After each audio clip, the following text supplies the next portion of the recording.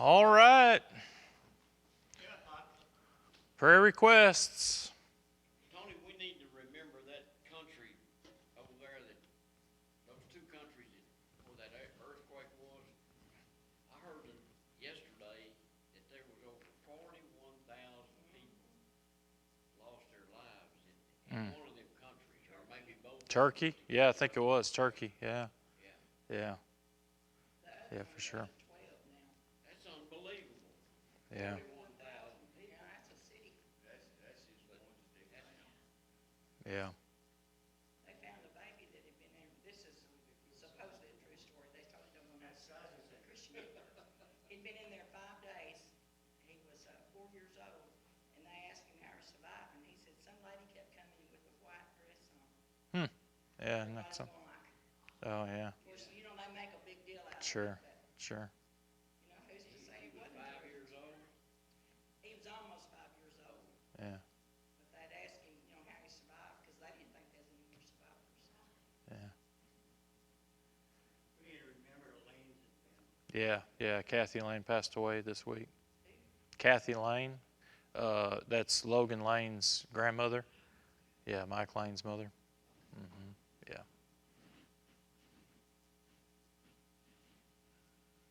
you heard anything from Lauren? No, I haven't heard anything this week. Two of them had their little leaf pad ladies out. The oldest, the little boy and Indy got rid of their little, they were alone with the rest of them. And then the leaf one, she still had her oxygen thing. He's already up to 5 pounds.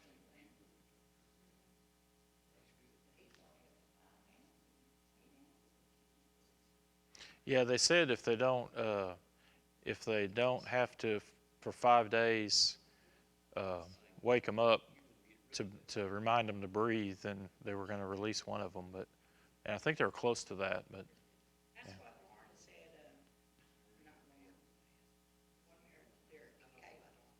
She said Sunday that probably be close to a month. Two of them, that's good. yeah,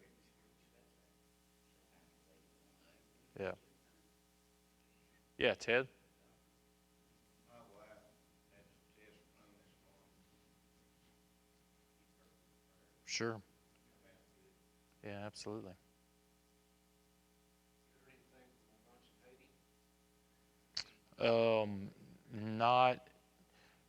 Not since our last monthly report.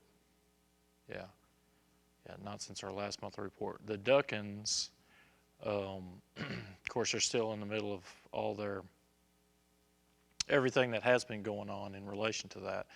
But I think that they've kind of started stuff back up, and they've been they did send they've been praying about trying to get some property close to the airport, because they're trying to, right now, everything they're doing in their homes, they're doing discipleship, but they're also hosting families that are anybody that's coming in, and they're taking them in and everything else. And so they're looking for some property right there, but close to the airport, to try and maybe locate that there. And so that's one of the things they've been praying for, and then of course just the ongoing stuff of just Haiti life. Okay, yeah, of John and Jean, yeah.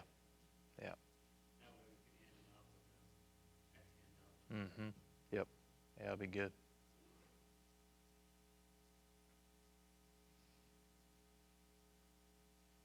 Ann?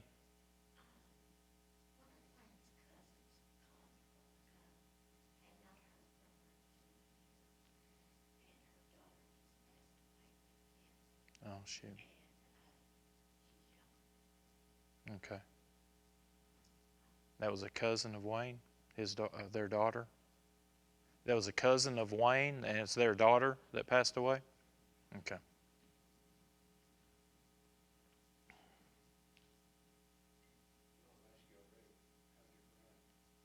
Yeah, Jen, she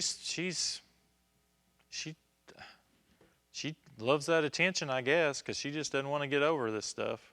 But yeah, she had a little setback yesterday, and she's still going to work and whatnot. But yeah,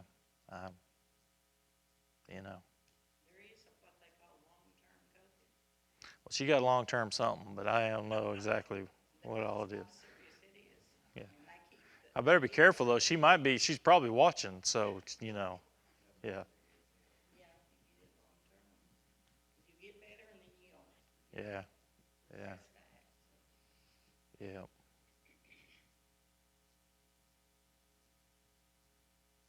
All right, Ted, do you mind leading us in prayer? Heavenly Father, we thank you for the day, for all of these wonderful blessings that you give us each and every day of our lives. Lord, we thank you so much for the assurance, Lord, we have salvation, eternal life with you, Lord. Lord, I pray for each and every one of those that were mentioned tonight on our prayer list, Lord, each special need there, and I pray that you just be with them, for those that lost a loved one, especially for the Lane family, Lord, and Miss Ann's relatives, Lord. You just be with that family, Lord, and comfort them at this time, Lord. Pray that you be with Brother Tony tonight. Bring us a lesson, Lord. It would reach our hearts, it would touch our hearts, Lord, here and I should receive it to your word. Thank you for all the things you do, Lord. Yes. In Christ's name. Amen. All right. We are in 1 Kings, getting to the end of the chapter.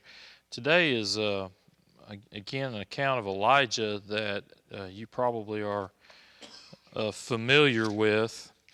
1 Kings chapter 19. It is a loaded chapter in relation to just a strong example of application of what we would consider the Christian life, moving forward into what we call Christian in the New Testament, but through the life of Elijah, the prophet, and all of that. It's a very good account of what's going on here in relation to things that we can look to and things that we can understand. Maybe patterns that we see and maybe we know we've experienced ourselves, but just a really good chapter. So chapter 19 verse 1, Ahab told Jezebel all that Elijah had done and how he killed all the prophets with the sword. You remember last week that they killed 450 prophets after you had the fire come down and consume the sacrifice on the altar. So you had just a great victory, what one would say is a great victory in relation to the presence and the power of God as manifested through Elijah. And Jezebel was not there, but that was a strong attack on the little g gods of Jezebel. So Ahab comes back, reports it to Jezebel, and Jezebel's response was just lovely. She said, no problem, no big deal. No. She said, she sends, verse 2, a messenger to Elijah saying, so may the gods do to me, and even more, if I do not make your life as the life of one of them by tomorrow at this time. So she puts Elijah on 24-hour notice. And she is extremely serious about this because she vows it before her little g gods that may they do to me what I'm fixing to do to you if I don't kill you. And so she is hot and intent on killing him, right? Because of what just happened. Verse 3, he was afraid, he being Elijah was afraid, arose and ran for his life and came to Beersheba, which belongs to Judah, and left his servants there. Now, when we read that, we're kind of like, why are you afraid of Jezebel when all of this just, you just saw the power of God and you just saw what he did in relation to the prophets of Baal and what he can do. Why are you afraid of Jezebel? And the answer to that is Yeah, why are we? Why are we afraid of the things that we are afraid of, right? A person can reason through intellect as to why you should or should not feel something, but that does not mean that that's the emotional response that you have. Okay? So one of the things that comes out strong in this passage is you can have reasoned intellect that you know to be true and still not feel internally what that reason, that intellect says is true. Does that make sense? I don't think there's, if you ask Elijah, does your God have power over Jezebel and to protect you? His answer would be what? Yes. His answer would be yes. Right? But one of the things you got to remember too is has God allowed other prophets to die before at the hands of evil? Yeah. So does Elijah know whether or not God's going to allow that to take place in his life? He doesn't, right? Necessarily. And interestingly enough, right here, he's a person who hears a word from the Lord, but here he doesn't hear a word from the Lord. Right? So some of the things that God has us experience and has us go through, we don't fully understand or even necessarily know. And God knows. Does God know how Elijah is going to respond to Jezebel's threat? Yeah. Can God intervene to Elijah and say to Elijah, "Don't fear, stay where you're at"? Yeah. And would he? Probably would. Seems like that kind of a person, right? Who in the story of last chapter did we have? Didn't we have a prophet who believed in the Lord and hid God's prophets away? And what was his problem? Do you remember? We brought this out when he was talking to Elijah. He said, Elijah said, "Tell Ahab I'm here and I want to meet with him." And what did Obadiah say? He's going to kill me. He's going to kill me. He's going to kill me. He's going to kill me. And Elijah reassured him and said, God's not going to take me anywhere. I'll meet with Ahab. Go. Right? Well, now it's Elijah who has been threatened, and lest we put, Obadiah's down and Elijah's up, well, now what do you find?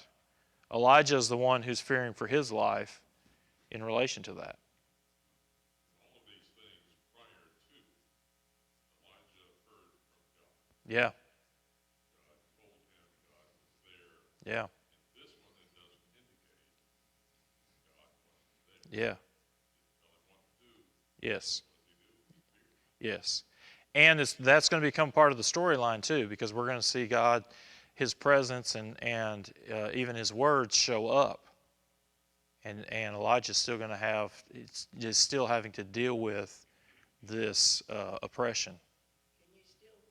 Could it be used as you're insecure even though you know that God's already done what he's asking you to do? I mean, he prayed down where fire on wet wood. Mm-hmm. But then yet he runs.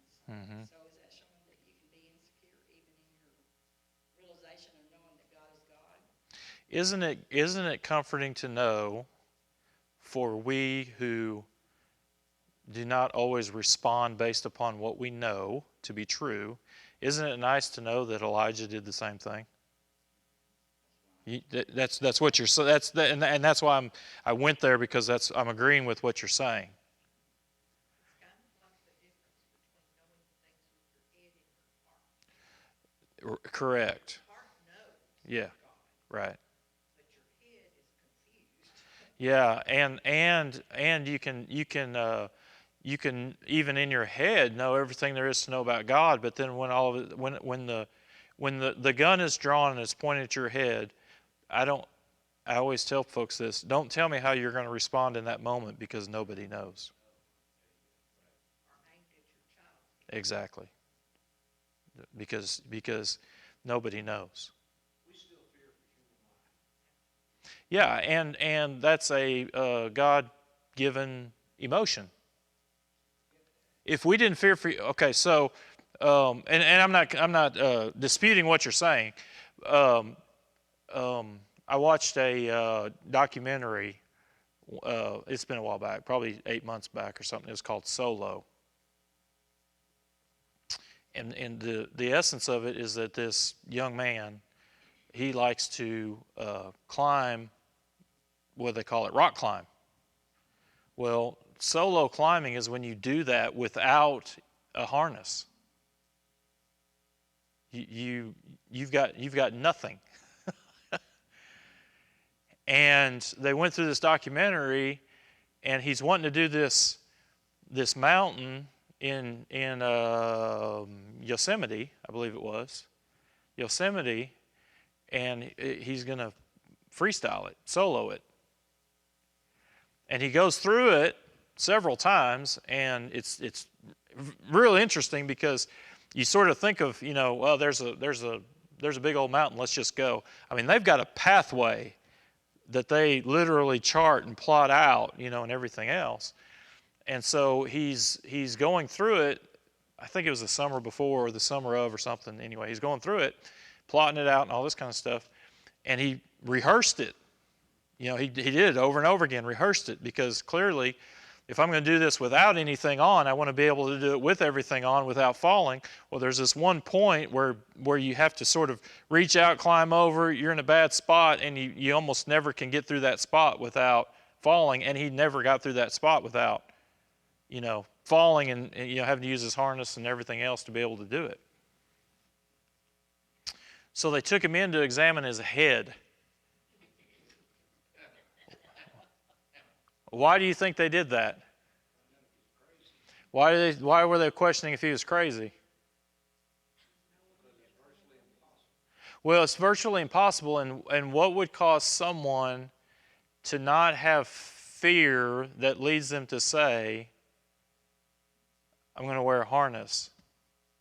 You see what I'm saying? The extreme, even like some skydivers and some, free fallers and all this kind of stuff. One of the things they say is, what's going on in a person's head in which they have no sense of fear in relation to dying. I mean, and their point is it's totally abnormal, and rightfully so. And rightfully so. How bad would this world be if none of us feared dying? The fear of dying is what oftentimes saves us in relation to what we do. It's what keeps us from driving, 150 miles an hour down Pine Mill Road, Yeah. So that sense of fear, that sense of fear in relation to a person's life is not in and of itself bad, but fear of wickedness, maybe, and fear of that death, imminent death, and the power of God to stave that off, and then how do you respond to that? What's the appropriate answer to that?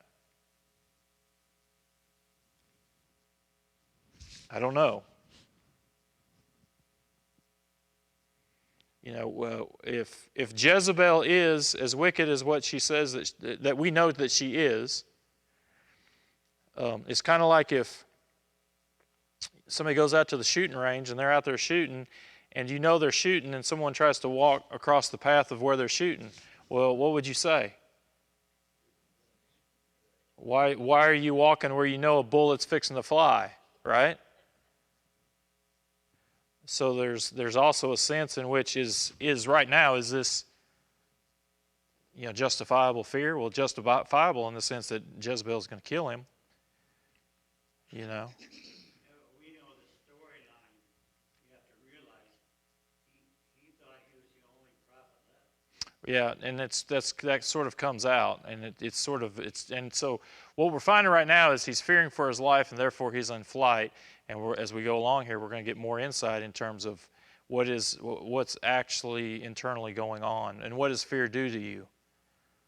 See, it's one thing to fear for your life, justifiable fear that causes you to stay away from danger, but if fear is in proportion into what actually is, now we've got things going on that we've got to deal with. Yeah. Yep. So he himself went a day's journey into the wilderness and came, verse 4, and sat down under a juniper tree, and he requested for himself that he might die. Now, look at what he says, though. He says, "It is enough now, O Lord, take my life, for I am not better than my fathers." What do you think he means by that? Sort of a strange statement. Who would his fathers be? Yeah, his earthly fathers are dead. But remember when we had the discussion of son of David, son of.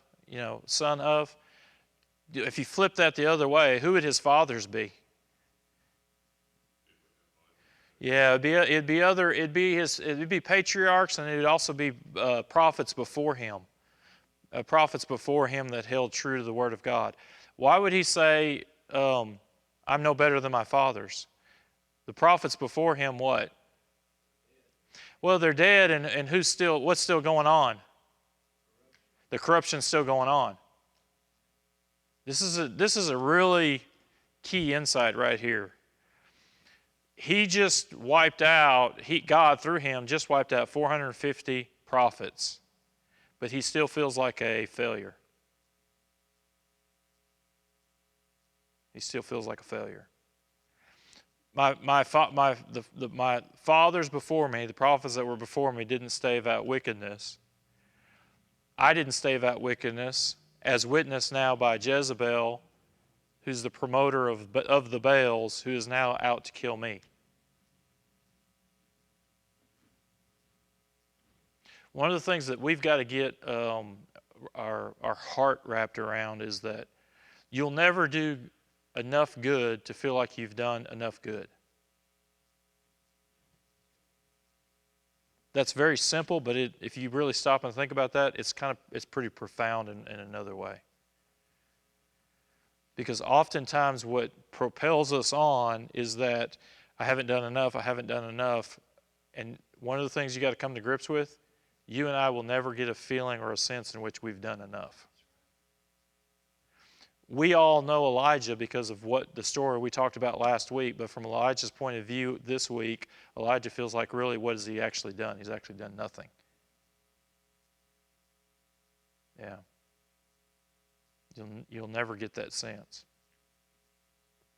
In all honesty and through humility, he understands that too, because he also understands that God's the one that done it. Yeah, but here, I agree with you. I agree with you. Here, though, it's the oppression that's caused him to think that way. What impact have I had? I'm on the run, Jezebel's after me, and she's going to kill me, and everybody agrees that she's going to kill me. So what real impact have I had? I killed, so we killed 450. We didn't kill the head of the snake. What were you going to say, Roger? I was trying to think back, this was like, he thinks he's alone, he literally thinks he's alone, because he don't know about the others that would get out. Isn't it? Well, he knows about them because Obadiah told him. You remember, because you remember. I'm not refuting your point at all, because but it's bringing that in. That's important to bring in because this isn't a rational issue. It's an internal heart, the way you feel issue. This is one of the most, we like to downplay today the impact of internal feelings and emotions and what they do in relation to an individual. This passage wipes all of that out. He intellectually knew, and again, same thing like what we asked, can God protect you? His answer would be yes. Are you really alone, Elijah? Are you really alone? You're telling me that there are no other prophets? His answer would be, no, there's 450 others away. But what good is 450 if I'm on the run, Jezebel's in power, and they're hid out? Yeah. And this is interesting because we see Elijah right at the end of the last chapter that we read last week. We see Elijah from a certain perspective and point of view, victor. But one thing happens the next day. a threat from Jezebel, and he becomes what? Absolute, I don't want to say victim, but he becomes into a very deep depression. A very, very deep depression. Because he's in flight, Jezebel's winning, he doesn't see where his life has really been effective. And we would say, what are you talking about? You just had one of the greatest victories that for the rest of long past, you're going to be talking about this 2,000 years later about this deal. Wickedness is still winning. What have I actually done? Yeah. This is one of the things that Solomon fought with too. How is it that I look at this and you see the righteous gets done to what ought to happen to the wicked, and the wicked, what happens to the wicked is what ought to happen to the righteous? Yeah. When you read back, Yeah. it's just, I didn't think about it. We know the rest of the story. Mm-hmm. So it's hard for us to understand that somebody could overcome all that, could, feel inadequate and be afraid that Jezebel was coming for him. Yeah.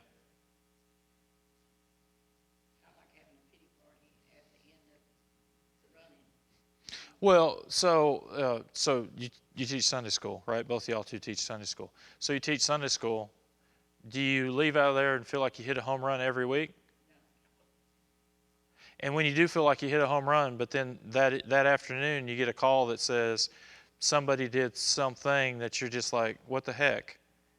Do you remember the home run, or does that just weigh you down? That's this story. That's this story. Yeah. How many people have you known that they're just on cloud nine for days after day after day? They're just in love with the Lord and all this, and they stub their toe on one thing, and boy, they're It just wipes you out. see it every day. Yeah. You guys, Jennifer, Dave in the back, and Ted and Beverly, and I know Mom does as well, and Roger, whatnot. You sing a song. Do you remember you remember the four stanzas in the chorus that you nailed, or the one word that you forgot?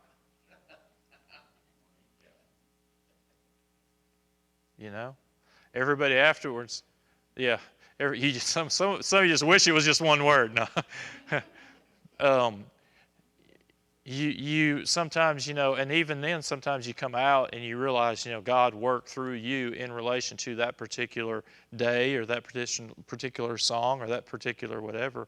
And then right afterwards something happens, and does that transcend that? No, it doesn't, does it? This is all of that, right, just magnified. How is it that Elijah can feel this way? Well, yes, all of us know you can, if we want to be honest about it. Yeah, so let's look at what all happens in relation to that. How does God respond to all of this? Does God come in and say, "Well, dummy, don't you know who I am? Don't you remember what I just did?" Yeah, it's interesting how God deals with somebody who's beat down. It's hard to understand, how can Elijah be this beat down right after such a great victory? But folks, this is actually the norm. Yeah, this actually is the norm. So he said, "Take my life, for I'm not better than my fathers." Verse 5, he lay down, slept under a juniper tree, and behold, there was an angel touching him, and he said, "Arise, eat." He looked, and behold, there was at his head a bread cake baked on hot stones, a jar of water. So he ate and drank, and he laid down. The angel of the Lord rose again a second time and touched him and said, "Arise, eat, because the journey is too great for you." So he rose and he ate and he drank, and he went in the strength of that food 40 days and 40 nights to Horeb, the mountain of God. So what did God do?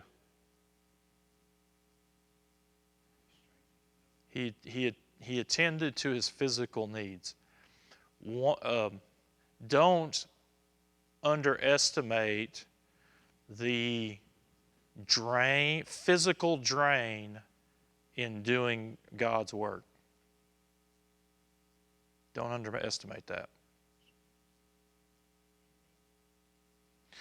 And God has put in play physical attributes and physical things and that we need, and those batteries can get drained. And don't think that you're going to run full strength on empty batteries. So Elijah crashes, right? Eats, crashes, and then the angel gets, when he gets back up after crashing the second time, he says, eat, and now eat because you're fixing to go on a big journey and you're going to need this food. And so then he goes for how long? 40 days and 40 nights. Yeah, we've got lots of 40 days, 40 nights, other things that come into play. Yeah. And notice where he goes, Horeb, the mountain of God. Remember what all happened at the mountain of God? Moses, right? God meets Moses. So you're going to have another God meets man moment here, likened unto Moses. Moses in the wilderness 40 days, 40 nights. You know, they're doing all that stuff. On the mountain. He came there to a cave, lodged there, and behold, the word of the Lord came to him, and he said to him, "What are you doing here, Elijah?"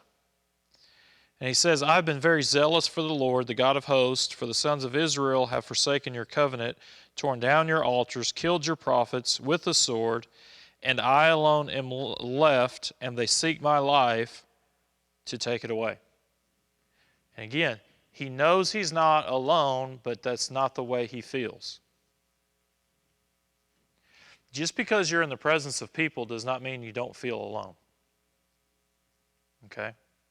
Part of when he says here, I am alone, what he means is, who is there to help me in this battle?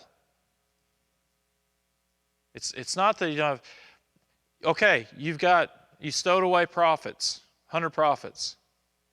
But what good are 100 prophets if they're not here with me fighting this battle? See, I can have 5,000 Christians that we say, well, we got 5,000. We're good grief, Tony. You got 5,000 Christians, in Paris, Texas, that are fighting the battle with you. Not if they're not in the battle with you, right?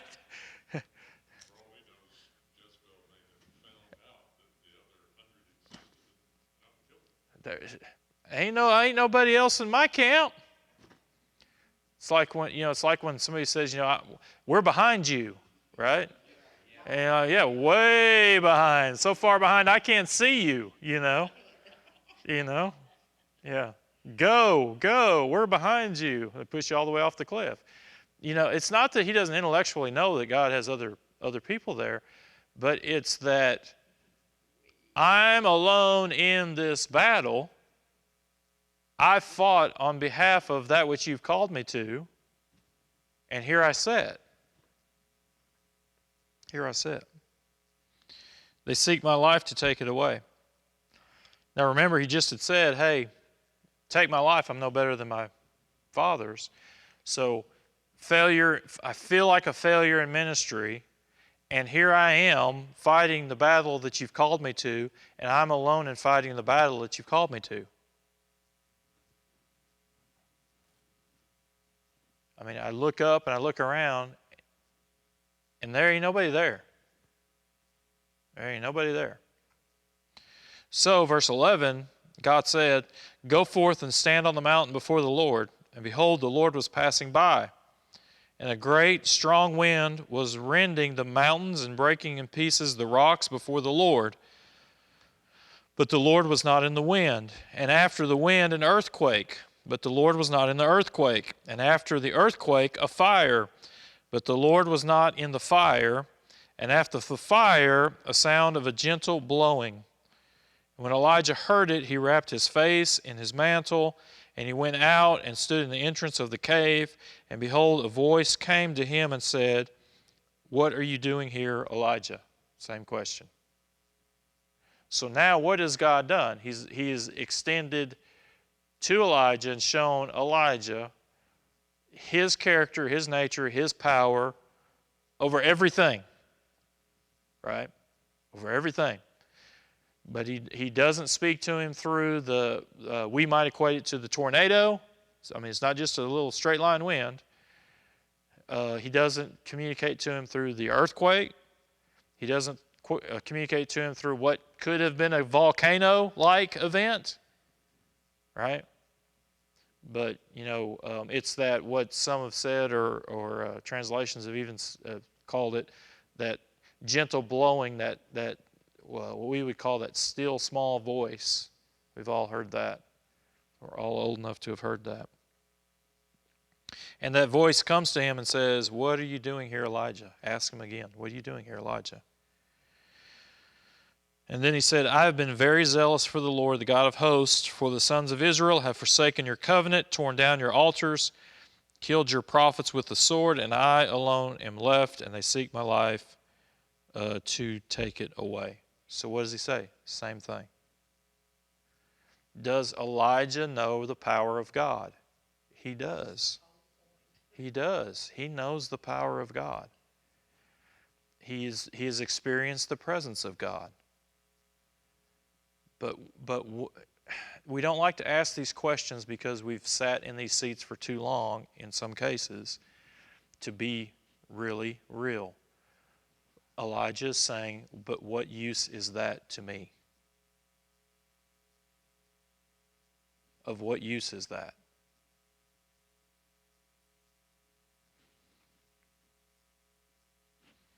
Now notice how the Lord responds to him.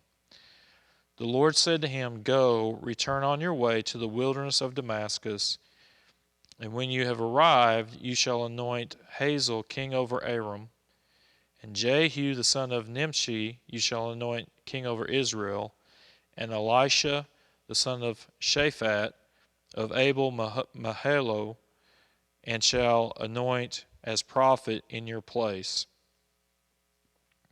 It shall come about, the one who escapes from the sword of Hazael, Jehu shall put to death. The one who escapes from the sword of Jehu, Elisha shall put to death. Yet I will leave 7,000 in Israel, all of the knees that have not bowed to Baal, and every mouth that has not kissed him." So how does God respond to Elijah's, one might call it, breakdown? He meets his physical needs.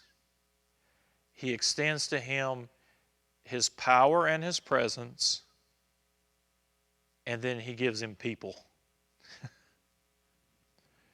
And that last one was the one that he kind of continually was going to, right?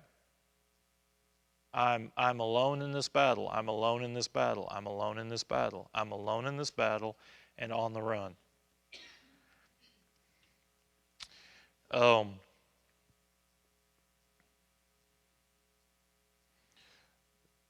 Sometimes when we've got people who are going through hardships, when people who are going through struggles, people who are going through all of these different things. Dennis, you want to just go check and see what's going on? When you got people going through hardships, people going through struggles, people going through just breakdowns in relation to they've been there, they've done that, they've fought, they're in the middle of the ministry, they're in the middle of the war, they're in the middle of the battle zone, all of these things. Sometimes we can come in to those things and we can crowd that space or fill that void with more intellectual knowledge of things they already know. Okay? I mean, it's just the reality of it. When what we may just ought to say is, dude, you need some sleep. just go crash. Go crash. Go recharge. Go eat, right? Because what comes next can't happen until those physical needs are met. Your batteries are so low that whatever it is that I would give you to do or what comes next, you're incapable of doing it because your strength is small. And that's not an indictment on you. It just means that you've been in the middle of the war and you need sleep. You need rest. You have physical needs that need to be met. And we, oftentimes in the church, have been very, very, very bad about that. Because we've not attended to just physical needs of just saying, you know what your problem is? You've got no sleep. You've been in it for so long that you've been running on adrenaline, and adrenaline's out, and you're wiped. You're wiped. And then they're incapable of receiving that which you're trying to help them or give them in relation to that. And then the second thing is then after that happens, it's only after that happens then that Elijah is able to be reminded of the capabilities of God, right? But then God challenges him again in saying, very same question, why are you here? Right? And Elijah answers him, but his answer is to what he doesn't have rather than what he has done, right? Or what he is doing. So it's almost like Elijah is coming back and saying, I'm in the fight you've called me to be in, but I'm in it alone and therefore I can't fight. Right? And so then what does God do? God gives him the people that he needs. Yeah, God gives him the people that he needs. Because the reality is, we see this in the New Testament structure, that we were never, ever, ever, ever meant to fight the battle alone. Never meant. You were not meant. And it's interesting because all of our superheroes are individual heroes who come in and save the day, right?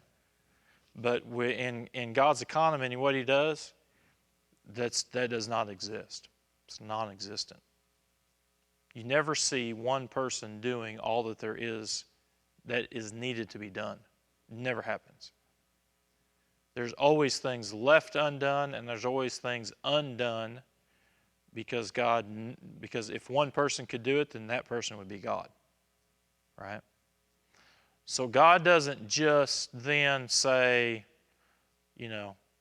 pray for you, or, be filled and go home, be strengthened and go home. God provides him with what he needs. So can we be comforted in the fact that, one, when we would probably be hard on Elijah, we'd probably be one of Job's friends, tough love, hard on Elijah. God comes in and he just gives him rest, and he gives him food, and he takes him to the mountain of God, and he takes him back to his presence, he takes him back to his power, he takes him back to his provision, and then not in a hard way, but in a very soft way, he comes in a gentle voice, and he promises to give him the people that in essence he is saying is his problem, lack of help. And he says, I'm giving you people to help. And oh, by the way, not only are we appointing these kings, we're appointing Elisha over you. It's going to be your successor. And there's 7,000 who have not bowed the knee to Baal. So in God's time, we can take comfort that he brings in the very thing that we're in the midst of a struggle in relation to that, right? There's also a question in terms of the small voice, because what you see now, what we're going to see now in Elijah's ministry, you're not going to see the power, outward power. You're going to see almost a gentler ministry that's coming in relation to that. Some say, this has been said, so maybe I should mention this. Some say that this is one of the saddest texts in the Bible because in essence, because of Elijah's failures, his ministry has ended. I say that's not true. Okay? In other words, some look at this as if you will, a failure on Elijah's part. Therefore, Elijah now is no longer going to be prophet. He's going to anoint Elisha to do that. And I say that's not true. Why do you think I would say that's not true? Any ideas? Okay, he's still got a few days, but I would disagree with that last part. Why? He doesn't pass. That's where I'm coming to. How do you know God's approved of Elijah? He took him. He took him. He was not, for he took him. Yeah. Yeah.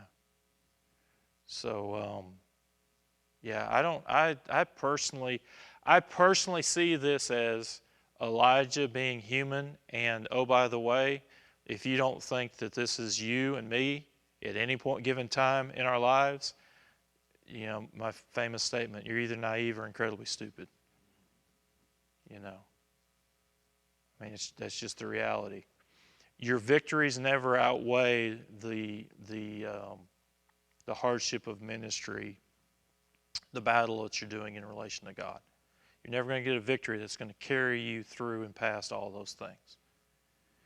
And then in the weight of ministry war, and when I say ministry war, I'm not talking about vocational. I'm talking about Christian life, life of faith. You're gonna experience this, and you need to look at all three facets of this. You need to attend to the physical needs that you have.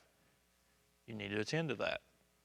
You need to go back to the presence and the power of God, bringing back to Him the very thing that you brought to Him to begin with, your needs, and then you trust in the provision of God that He will meet the needs that you truly have to do the work that He's called you to do.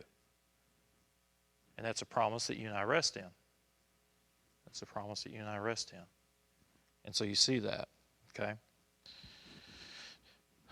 19, we only got 3 more verses, but I want to look at this. So he departed from there, found Elisha, the son of Shaphat, while he was plowing with 12 pairs of oxen before him.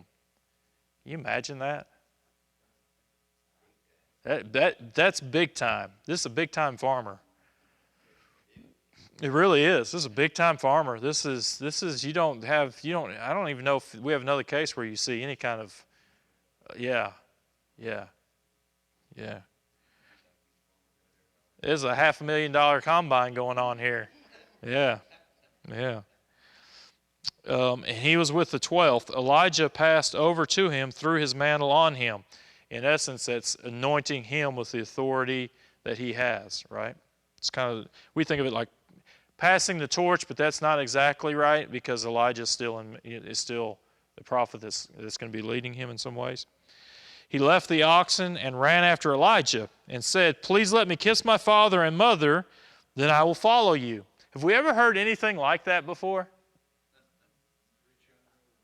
Yeah, there was a New Testament story in which, Jesus, I want to follow you. Let me go bury my father. And what did Jesus respond to him with?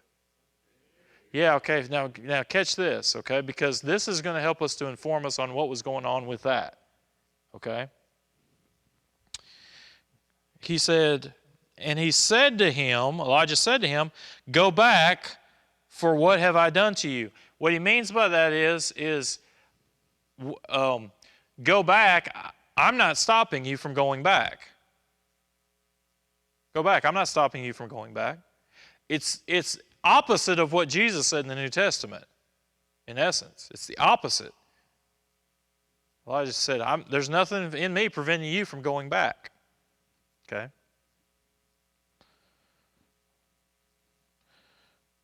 So he returned from following him, and now you want to underline and mark this up.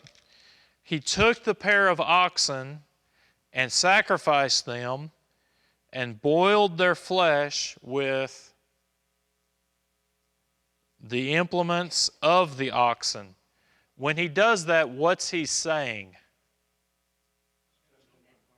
Do what? He's trusting in God because he's getting rid of his life. That's right. What'd you say, Dad? No more farming. Yeah, no more farming, not coming back. Every bit of that. Won't be coming back. Did he do all 24 then? Do you know? I don't know. Yeah. Well, because notice then what he says after that, gave it to the people and they ate, so they had a big feast. Yeah. I see this as him, Elisha is directing the plowing of the fields with the other oxen by other people. Mm. Because it does say that Elisha was doing the 12th there himself. Yeah. So he was the overseer Yeah. of his family's farm. Right. Really big deal. Yes. Obviously, they were quite Yes. Yeah, so probably in that line of thinking, which is probably actually a good line of thinking, is that he takes the 12th pair and sacrifices the 12th pair and the implements that they're on and has a feast. Yeah. And in essence, what is he saying? I'm not coming back. Yeah. You've heard it said, always have a plan B. You know what the opposite of that is? Don't have a plan B, because then you're committed to plan A. If you don't have a plan B, let me tell you something. You're committed to plan A. Because if plan A doesn't happen, you ain't got no plan B to fall back on. Right? Yeah, you don't have a plan B to fall back on. So then he arose, followed Elijah, and came alongside to help him. Yeah. I just sit here trying to picture the fact that God took Elijah, kind of see him walking and all that. It's like, man, what kind of journey did he see from here to heaven? Yeah. When we read that then, when we read this particular passage in Elisha's calling and what Elisha did and what Elijah allowed him to do, and then you see Jesus and the way he responded to that man who said, let me go back and bury my dead. What does that mean about the man who said that let me go back and bury my dead? The care for father and mother. What does that mean? He was going back there to be back there. He wants both ends. I want to present myself as following you, but in reality, I'm going back there, and I'll be back there while I'm following you. And Jesus says, "What? No.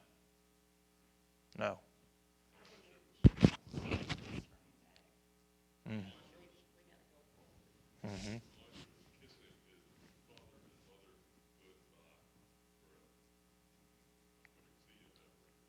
Yeah. And all of that is to give Elijah the support that he needs in his time of weakness. I don't know. Yeah, I don't know. Yeah. I don't know if we even have any reporting of that either. Yeah. It's a very, very it's a very informative story about a man that we hold in high regard, but we don't recognize real struggles of real life in the midst of the Christian life. Yeah, doing the work of God. Yeah. All right, let's pray. Father God, grateful for your word, grateful for the blessings you bestowed upon us, and Father, just the words that you give us to not just comfort us, but also guide us, direct us, show us what actually is, when oftentimes we can relate to these stories in relation to the feelings of fear and the exhaustion and the need of help and the feeling of being alone and all of those things. And Father, it's such a comfort to know that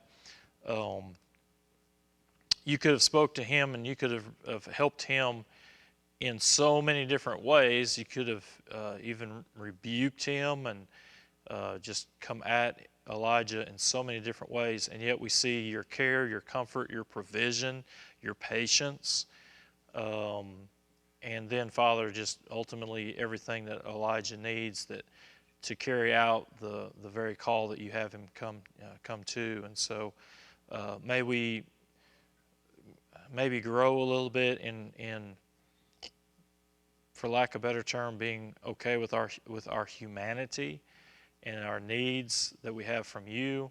And then, Father, may we always come back to you in relation to those needs, trusting in your promise to meet the needs of the call, the work that you brought us into. And so we just thank you for this time. Thank you for this word, and may it propel forward your glory, your honor, your praise, your kingdom. All these things we pray in your Son's holy name. Amen.